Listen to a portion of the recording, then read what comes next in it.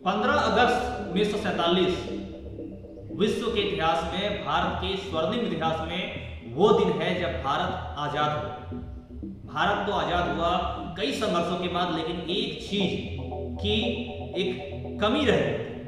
दरअसल जम्मू कश्मीर के राजा ने भारत में अपने राज्य का विलय नहीं किया। जम्मू कश्मीर भारत का हिस्सा तक नहीं था। उसके बाद 24 अक्टूबर 1947 को पाकिस्तान के कबायली लड़ाकों ने कश्मीर पर हमला कर दिया। उस समय जम्मू कश्मीर के महाराजा हरि सिंह ने भारत से मदद की गुहार ली और उस विलय पत्र पर साइन करने की बात कही, जिस पर उन्होंने 15 अगस्त 1947 को, या कहीं उस समय मना कर दिया था भारत में खुद को विलय करने के, इस जम्मू कश्मीर को मिलाने का।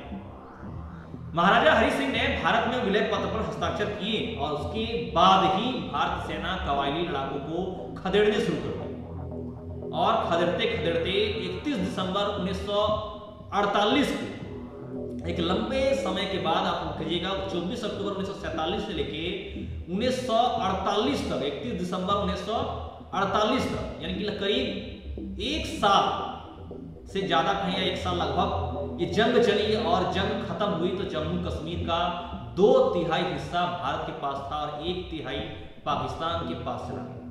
इस जंग ने कश्मीर के टुकड़े टुकड़े कर दिए। उसके बाद जुलाई 1949 में शेख अब्दुल्ला मिर्जा, अफसल बेग और मोतीराम बगड़ा और मसूदी को संविधान सभा का हिस्सा बनाया और उन्हें आर्टिकल 370 पर चर्चा शुरू की गई। इसके बाद उस दौरान आर्टिकल 370 पर चर्चा की गई और 17 अक्टूबर 1949 को आर्टिकल 370 भारत के संविधान में शामिल हुआ, जो जम्मू कश्मीर को एक विशेष राज्य का दर्जा देता है। जम्मू कश्मीर भारत का हो चुका था, 2 हिस्सा भारत के हिस्सा में था, लेकिन अभी भी पूर्ण रूप से भारत का यूं कहें नहीं था, क्योंकि वो विशेष राज्य का दर्जा था। कई चीजें थी जो भारत से और जम्मू कश्मीर में भिन्न थी। 1951 में जम्मू कश्मीर की संविधान सभा का गठन हुआ और उसका नाम जम्मू कश्मीर का संविधान बनाना और भारत की संसद से पारित संविधान राज्य में लागू होंगे या नहीं, ये तय करना था। जी हाँ, जम्मू कश्मीर का एक संविधान 1951 विशेष संविधान सभा गठन किया गया, खास करके जम्मू कश्मीर के लिए, और उसका काम जम्मू कश्मीर का संविधान बनाना था कि वहां के अनुसार नियम कानून बनाए और भारत की संसद से पारित संविधान राज्य में लागू होंगे या नहीं, ये तय करना है। यानी भारत की संसद से अगर कुछ पारित होते हैं, कोई भी नियम या कानून या कुछ रूल रेगुलेशन अगर पारित होता है तो उसे जम्मू कश्मीर में लागू होगा या नहीं, ये तय करने का काम जम्मू कश्मीर की संविधान सभा का था, जो 1951 में गठन हुआ। उसके बाद 14 मई 1954 को संविधान में अनुच्छेद 35A जोड़ा गया, जिसके तहत जम्मू कश्मीर के स्थायी निवासियों को परिभाषित करने की जिम्मेदारी राज्य की विधानसभा को दी। साल 1957 में जम्मू कश्मीर का संविधान लागू हुआ और उसके बाद संविधान सभा भंग कर दी और जम्मू कश्मीर भारत का एक हिस्सा होते हुए भी एक अलग विशेष राज्य के रूप में, भारत का ही था लेकिन एक अलग राज्य के रूप में वहां पे शासन प्रशासन सब चल रहे थे। नमस्कार, मैं उमेश कुमार झा और आज की इस वीडियो में मैं आपको बताऊंगा किस प्रकार जम्मू कश्मीर एक विशेष राज्य से, एक अलग राज्य से भारत का एक अभिन्न अंग बन चुका है। बात करते हैं इसके बाद जो सबसे बड़ी बदलाव आई। उसके बाद सबसे बड़ी बदलाव आई जब केंद्र में नरेंद्र मोदी की सरकार थी। वो तारीख थी 5 अगस्त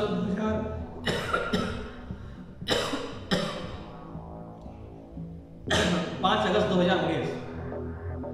मोदी सरकार ने अपने दूसरे कार्यकाल में 5 अगस्त 2019 को आर्टिकल 370 खत्म कर दिया, जिस आर्टिकल के तहत जम्मू कश्मीर एक विशेष राज्य था। साथ ही उन्होंने राज्य को 2 हिस्सों यानी जम्मू कश्मीर और लद्दाख में बांट दिया। उसके बाद इस पर कई चर्चाएं, कई बहस, कई विवाद शुरू हो गए।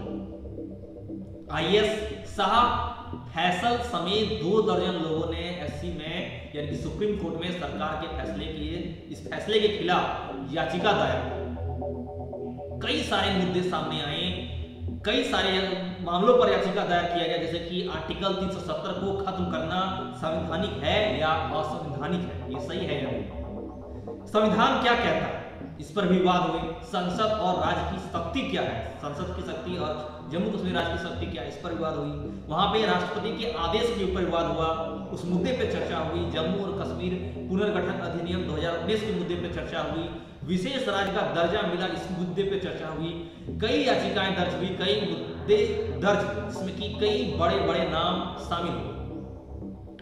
आपको बता दूं, मार्च 2020 में 5 जजों की संविधान पीठ ने केंद्र के फैसले की संवैधानिक वैधता को चुनौती देने वाली याचिकाओं को 7 न्यायाधीशों की बड़ी पीठ के पास भेजने से इनकार तक कर दिया था। उसके बाद अक्टूबर 2020 से सुप्रीम कोर्ट में अब आर्टिकल 370 खत्म करने के राष्ट्रपति के आदेश का चुनौती देने वाली याचिका पर सुनवाई हुई।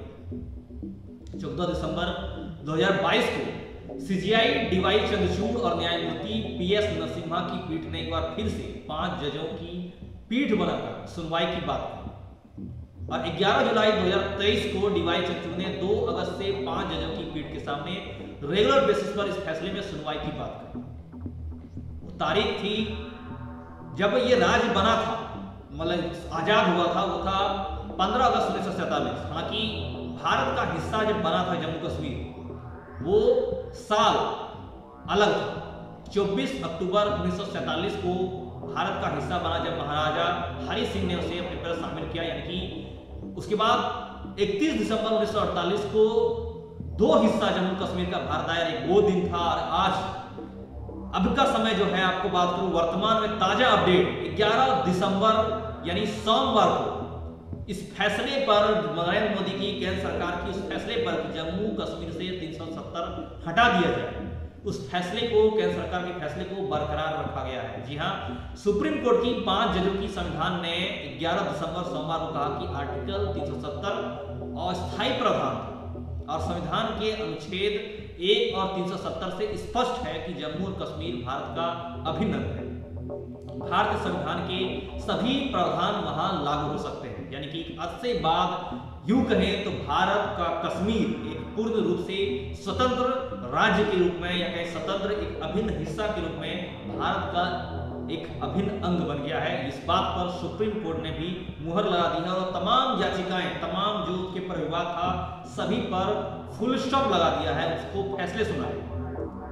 केंद्र सरकार ने 5 अगस्त 2019 को जम्मू कश्मीर के जो 370 हटा दिए थे, इसके ठीक 4 साल 4 महीने और 6 दिन बाद इस फैसले में कोर्ट ने कहा कि आर्टिकल 370 को निरस्त करने के लिए जारी राष्ट्रपति के आदेश को वैध मानते हैं। जी हां, और लद्दाख को केंद्र शासित प्रदेश बनाने के फैसले की वैधता को बरकरार रखते हैं। यानी कि 5 अगस्त 2019 को केंद्र सरकार के जो फैसले थे कि जम्मू कश्मीर पे 370 हटा के अभिन्न अंग होगा और लद्दाख जो उसका 2 हिस्सा किया गया था और लद्दाख को केंद्र शासित प्रदेश के रूप में, यानी केंद्र शासित प्रदेश के रूप में रखा गया था, वो अब भी केंद्र शासित प्रदेश के रूप में बरकरार रहेगा। लद्दाख भारत का एक केंद्र शासित प्रदेश के रूप में हिस्सा है और जम्मू कश्मीर एक मुख्य राज्य के रूप में। आपको बता दूं, इस फैसले पर सीजीआई ने केंद्र की तरफ से लिए गए हर फैसले को कोर्ट में चुनौती नहीं दी जा सकती, ऐसा कड़ा बयान भी दिया। उन्होंने कहा कि ऐसा करने से अराजकता फैल जाए, केंद्र के फैसले से किसी तरह की मुश्किल खड़ी हो रही है तभी इसे चुनौती दी जा सकती है। और सुप्रीम कोर्ट ने याचिकाओं की वह दलील खारिज कर दी कि राष्ट्रपति शासन के दौरान केंद्र ऐसा कोई फैसला नहीं ले सकता जिसमें बदलाव न किया जा सके। जी हाँ, राष्ट्रपति शासन के दौरान भी अब केंद्र फैसला ले सकता है और केंद्र शासन ने जो फैसला लिया केंद्र सरकार ने, उस पर अब कोई बदलाव नहीं किया जा सकेगा, यानी कि उस पर मोहर लग चुकी है। चीफ जस्टिस ने यह भी कहा कि आर्टिकल 356 के बाद केंद्र केवल संसद के द्वारा कानून ही बना सकता है और ऐसा कहना भी सही नहीं होगा। उन्होंने इस बात पर भी कहा कि यह भी कहना सही नहीं होगा क्योंकि सीजीआई ने बताया कि फैसले में सब चीजों को क्लियरली स्पष्ट किया गया है और इस फैसले में 3 जजों के जजमेंट है। एक फैसला चीफ जस्टिस गवाई और जस्टिस सूर्यकांत का है, वहीं दूसरा फैसला जस्टिस कौल का, वहीं जस्टिस खन्ना, दोनों फैसलों से सहमत है। अंत में आपको संविधान पीठ का जो फैसला सर्वसम्मति से लिया गया इस मामले में, उसके मुख्य बिंदुओं को आपको बता देता हूं जो कि काफी महत्वपूर्ण है, जो काफी हद तक या कहीं कि बहुत हद तक सारे मामले को स्पष्ट करता है। उन्होंने कहा कि प्रेसिडेंशियल प्रोक्लेमेशन वैध था या नहीं, इस पर हम विचार ही कर रहे हैं क्योंकि इसे किसी ने चुनौती नहीं दी थी। जी हाँ, इस बात पर चुनौती नहीं मिली है प्रेसिडेंशियल प्रोक्लेमेशन को लेकर, इसलिए इस पर भी विचार ही कर रहे हैं, उस पर फैसला नहीं आया। दूसरी बात, राष्ट्रपति शासन के दौरान केंद्र की ओर से लिए गए हर फैसले को चुनौती नहीं दी जा सकती। उन्होंने कहा कि राष्ट्रपति शासन के दौरान केंद्र कोई फैसला लेती है तो हर फैसले को चुनौती नहीं दी जा सकती, सिर्फ उसी फैसले पर चुनौती दी जा सकती है जिससे कोई बड़ी मुश्किल या बड़ी समस्या आने वाली हो सकती है। सीजीआई ने कहा कि जम्मू कश्मीर के पास देश के अन्य राज्यों से अलग कोई आंतरिक संप्रभुता नहीं है। साथ ही उन्होंने कहा कि संविधान का आर्टिकल 370 अस्थायी था, इसे रद्द करने की राष्ट्रपति की शक्ति अभी भी मौजूद है और जम्मू कश्मीर युद्ध की स्थिति के कारण अंतरिम तौर पर इसे लाया गया था। उन्होंने पीछे की ये बात को भी मेंशन किया। उन्होंने कहा कि जम्मू कश्मीर की संविधान सभा को कभी भी परमानेंट बॉडी बनाने का इरादा नहीं था। जम्मू कश्मीर का संविधान सभा का अस्तित्व खत्म हो गया, तो जिस विशेष शब्द के लिए आर्टिकल 370 लागू किया गया था, अब उसका भी अस्तित्व खत्म हो गया है। जी हाँ, आर्टिकल 370 का अस्तित्व भी खत्म हो गया, क्योंकि जिस अस्तित्व के कारण उसे लाया गया था, जिस शब्द के कारण लाया गया था, वो भी खत्म हो चुका है। जम्मू कश्मीर की संविधान सभा की सिफारिश भारत के राष्ट्रपति के लिए बाध्यकारी नहीं थी और सुप्रीम कोर्ट को जम्मू कश्मीर में राष्ट्रपति की उद्घोषणा की वैधता पर फैसला देने की जरूरत नहीं है, क्योंकि याचिकाकर्ताओं ने इसे चुनौती नहीं दी। जी हाँ, इस पर कोई चुनौती नहीं आई है, इसलिए उस पर कोई उद्घोषणा की वैधता पर फैसला देने की जरूरत नहीं है। सुप्रीम कोर्ट ने ऐसा साफ साफ कहा है। साथ ही चीफ जस्टिस ने यह भी कहा कि जम्मू कश्मीर ने जब भारत में शामिल हुआ, जब जम्मू कश्मीर भारत में शामिल हुआ तो उसकी संप्रभुता नहीं रह जाती है। जैसे ही भारत में 370 हटा, यानी कि जम्मू कश्मीर भारत में शामिल हो गया और सबके साथ एक बराबर हो गया, उनकी कोई विशेष संप्रभुता अब नहीं है। आज के इस वीडियो में फिलहाल इतना ही। आगे आपसे हम फिर मिलेंगे कुछ नई और अच्छी जानकारी के साथ। हमारे साथ अंत तक बने रहिए। धन्यवाद। जय हिंद, जय भारत।